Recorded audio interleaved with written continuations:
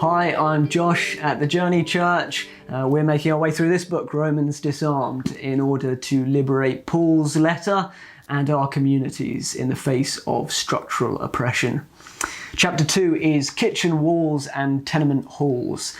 This chapter is entirely voiced by two imagined characters from the church in first century Rome, Iris and Nereus.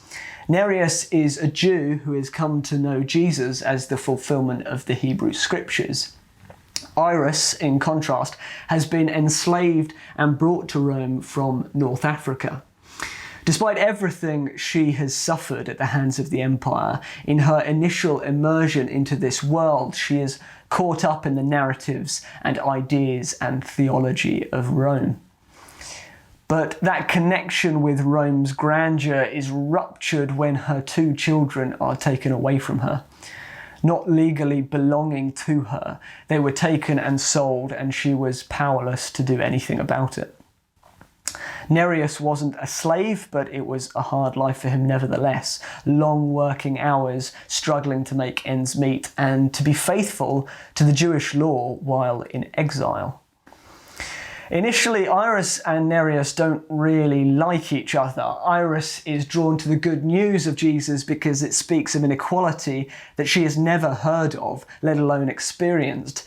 And as she meets for gatherings with followers of Jesus in whatever side room at whatever time of day or night can be most secretive, she sees this equality realised in community.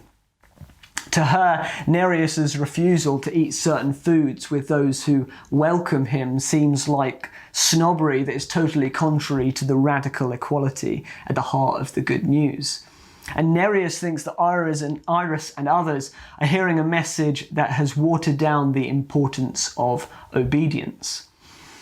So when they receive Paul's letter to the Romans, Nereus struggles with how utterly embracing Paul is in his inclusion of the Gentiles, while Iris feels that the oneness and equality message is undercut by how excessively positive Paul seems to be about the Jewish people.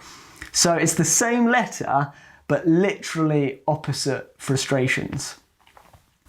Iris and Nereus become firm friends, and it's through relationship and dialogue. Nereus is able to teach Iris about everything that is covered in the Hebrew Scriptures.